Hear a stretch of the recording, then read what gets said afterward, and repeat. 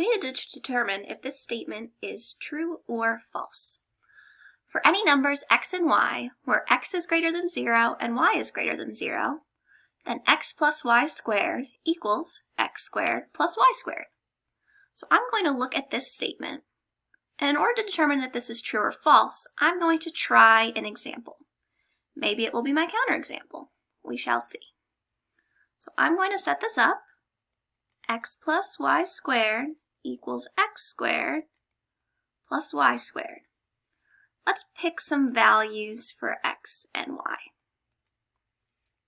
Maybe I'll let x equal 2 and y equals 3, because the only stipulation it said is that x has to be bigger than 0 and y has to be bigger than 0.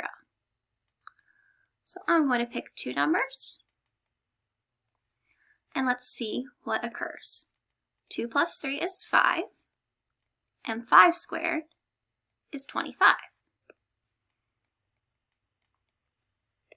2 squared is 4, 3 squared is 9, 4 plus 9 is 13.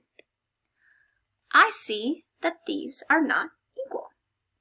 So the given statement is false, and I already found a counterexample.